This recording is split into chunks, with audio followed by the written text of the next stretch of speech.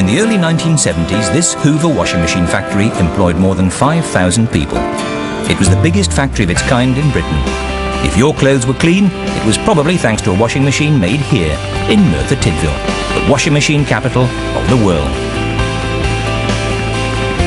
But 20 years later, the world of washing was a very different place. And now it wasn't only the clothes that were on the line. Hoover have announced the first phase of what they say will be significant job cuts. They're losing more than 200 jobs immediately, most of them at their Merthyr plant.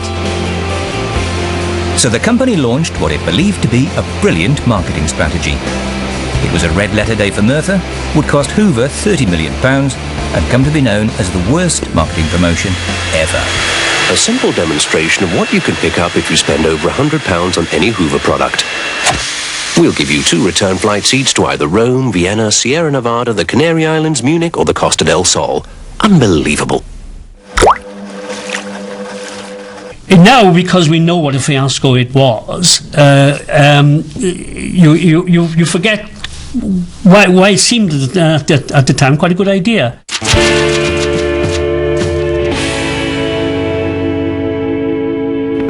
Before the coming of Hoover, Merthyr had been officially a depressed area. The coal, iron and steel industries were in decline, and unemployment was high. Astonishingly, it had even been suggested that Merthyr should be closed down. It didn't make anything in Merthyr. There were no consumer durables, no products made in Merthyr. It produced coal, iron and steel. And it could produce coal, iron and steel to make things elsewhere. At the end of the Second World War, the government of the day decided that it would no longer allow development to occur in Birmingham and Slough in the southeast, where for 20 years Merthyr people had walked to go and work in the new car plants and the new consumer durable companies. And they said, you can't develop where you are, you've got to go and look into the distressed areas, create jobs in places like Merthyr Tydfil. Hoover opened their factory in 1948 in Pentre Bach, and the first washing machine came off the production line on St David's Day. There were jobs for 300 people. The kind of skills you'd learnt in the pit or the ironworks weren't really the same skills as a factory job. And of course, you have also women coming into employment more and more. Hoover's symbolised not only a changing of production, but a change in working habits and working life. And for the first time, work people had the prospect of a reasonable wage, regular employment, but also rights at work for the first time. Thank you for the contribution that Hoover's Limited is making towards the policy of full employment for our people in Merthyr.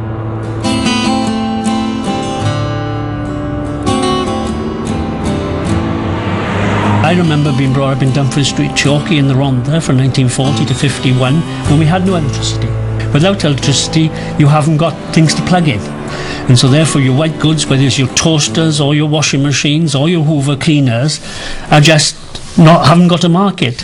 Again, the great explosion between the First and Second World War was in fact electricity into people's homes. I think it went up from 900,000 to 9 million. And so that created a household market for what became known as white goods. You are invited to visit the Hoover television home. Hello. This week I've got some special news for you. There's a new Hoover washing machine just out that heats the water too. Let's have a look at it by television. Yes, let's. Because these labour-saving devices were making housework less of a task, women were able to go out and get jobs that paid money. That's right, isn't it? Yes, so in a kind of virtuous circle, the women building the washing machines at the Hoover plant were helping to create the conditions for themselves and other women to go out to work. Neat, isn't it? No wonder she looks so happy. Is this the woman in your life still putting up with old-fashioned methods like this? Or is this the woman in your life? The woman who proudly owns a new Hoover spinner-rinse? Yes, if you were any sort of a man, the woman in your life would have a Hoover. And they did. By 1962, the Merthyr factory had manufactured 5 million washing machines, and they were coming off the production line at a rate of 1 every 12 seconds. they were the leader in the whole of the market. Right. And that's why Merthyr became known as sort of washing machine capital, because it was such a dominant product in the 50s and the 60s. It really led the field and grew and grew. It just expanded and expanded.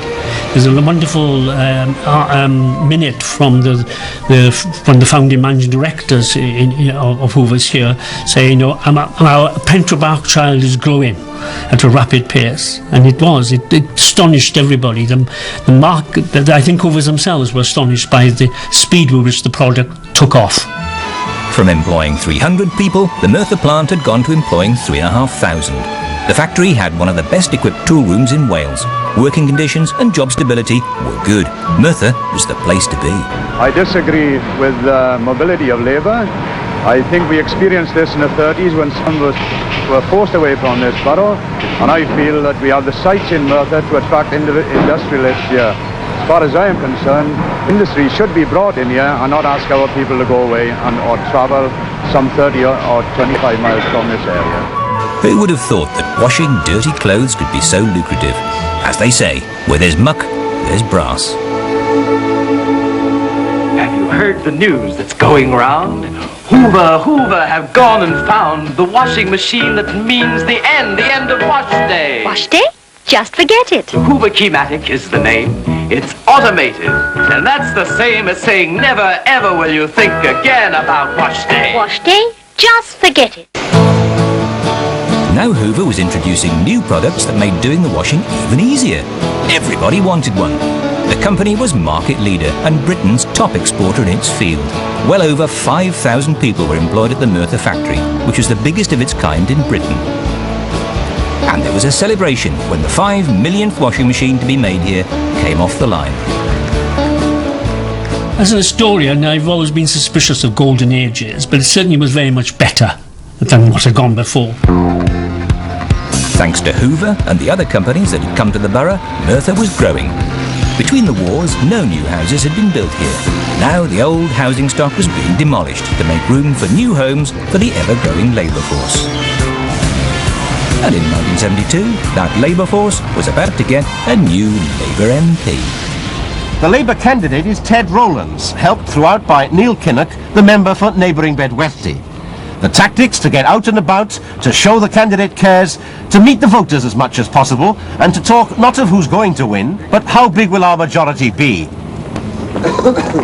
Ted Rowlands, my name there. Very pleased to meet you. You're going to give us the support on this, actually? Yeah, I always do. Good. I think we can get a good majority here. Yeah, I hope so. Good. Massive majority. Okay? Yeah. Thank you very much anyway. Bye-bye. But we thought we'd built new economy. We thought that we'd moved from the world of coal, iron and steel as such, and we had now a permanent new economy linked into modern white goods, linked into the sort of kind of goods that people really wanted to buy on, and were buying on increasing scales. And we thought we had solved the economic problems of our town and borough.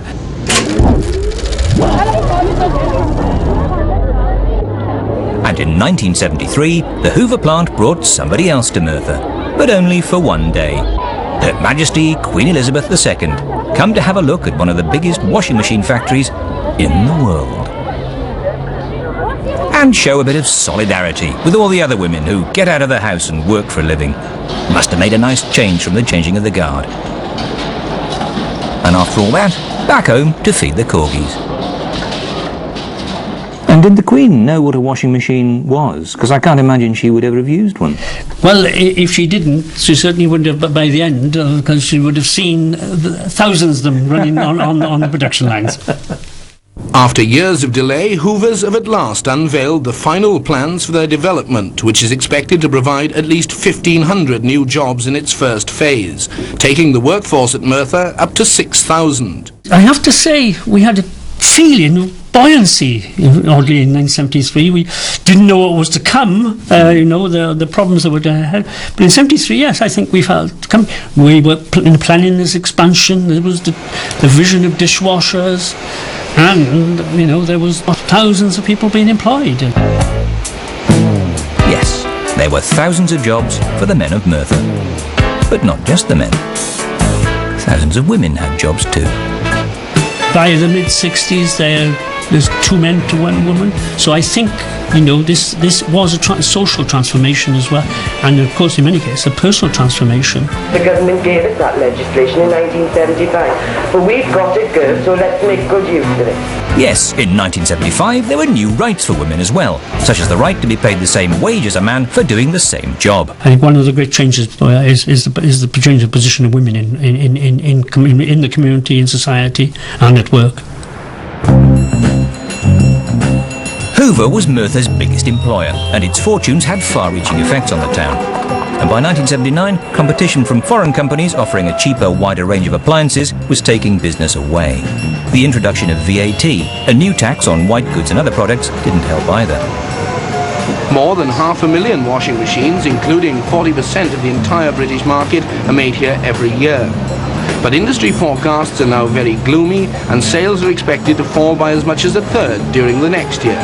It was the late 70s where we suddenly lost that dominant share of the market and didn't anticipate perhaps sufficiently and certainly tackle the growing competition. In the 70s we built a huge new factory in Dragon Park, a huge addition to make dishwashers, which was again the new product line, and it was the failure to get that going, I think, also created enormous problems for the company, as it couldn't diversify from its one great central product, the washing machine.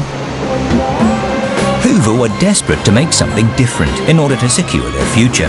And in 1983, they thought they'd found it when they won a top-secret contract to assemble a revolutionary new product.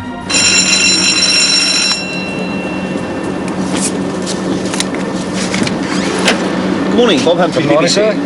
We are expecting you, sir. Have you any ID, please? Yes, I do. Security guards check any visitor entering the plant. Everyone working on the project has been sworn to secrecy. A curtain has been put across the entire production area to block off the assembly lines from any prying eyes. Even if the doors are left open, no passers-by can see what the C5 looks like.